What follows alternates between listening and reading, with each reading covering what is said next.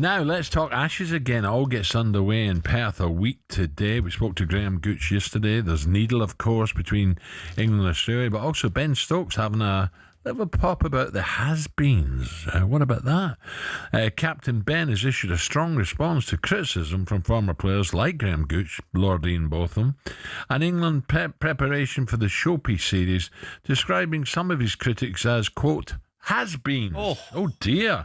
This is exactly what Ben said. There's so much cricket packed into a schedule, it's impossible to do it how it used to be. There's quite a few factors that play into the whole of why, of why we can't prepare how the has-beens may be prepared in the past. The landscape of cricket has changed. We're very confident, very comfortable with how we prepare. Darren Gough was... Gough, he says, just get on with it. Not a problem. Let's get more on this with someone who definitely could not be described as a has-been. A very good morning. He's just moisturised his face as well to the legend of English cricket, David Bumble Lloyd. David, morning. Morning, David. Yeah, morning, lads. Yeah. David, tell me into a secret here. We just had Ben Shepherd on. Do you moisturise? I do, actually. Do you? I mean, is that the thing that you'd admit to? But I do. Yeah. Do you really? I bet you're the only one up in Accrington who does. Well, I mean, I'm looking at you two, and you two obviously do as well.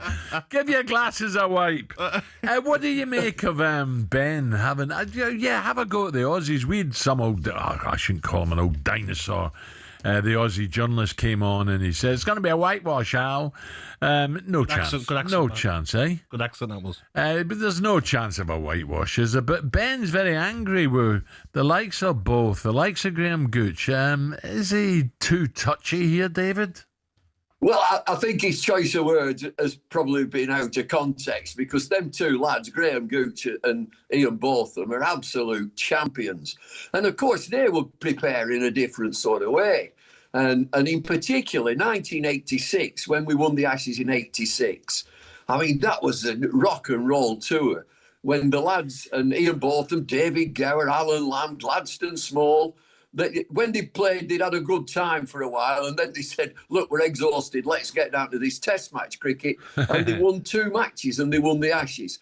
So it's a different preparation. I know exactly what Ben Stokes is saying when it is totally different now. There's so much cricket to get into the schedule. For people like me, I'm going to hold my breath that they are prepared next week. I'm going to hold my breath. But it's something, it's not new. They're used to it. They're very used to it. Yeah. David, this warm-up game, one game, I know they've been in New Zealand, but one game, Lilac Park or whatever it's called, it's totally different to this the WACA. It's totally different, where the wicket will be so much quicker at the WACA than what they're warming up on. That cannot be good.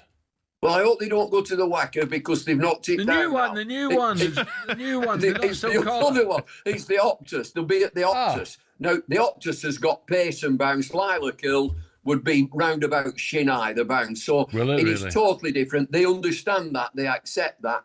And I suppose now, after Lilac Hill, they will move into the Optus, and they'll play on surfaces which are very, very similar to what they come. We're going to hold our breath that they're ready to play. They're ready to rock.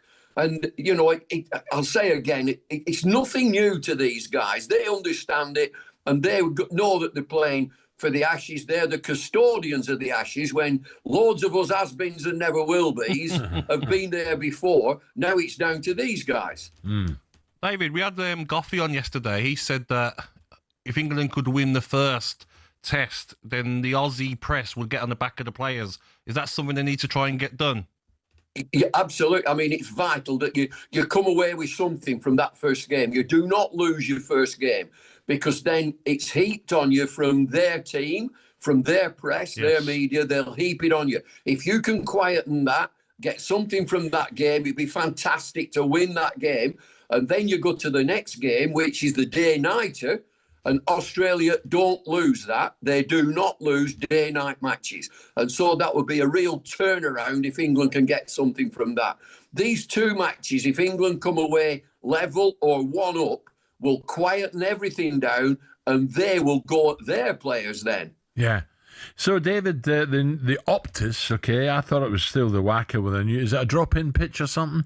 It's meant to be much, much faster. The wicket is going to be quicker than the old Wacker. Does that mean that England will definitely start with four seamers? I think the captain champions Bashir, and I wouldn't be at all surprised if the off-spinner Bashir plays, because Stokes wants him in the team. He's still got he's got himself as the fourth, and he tends to bowl quite a number of overs, Ben Stokes, and he'll have three seamers as well. And if Mark Wood's fit, it'll be Archer, Mark Wood, Atkinson, Stokes, Bashir. He has an option to play another seamer, but come on, do they need five seamers? They might play another batter who can bowl a little bit of off spin, and that'll either be Bethel or Jacks. So he's got plenty to choose from.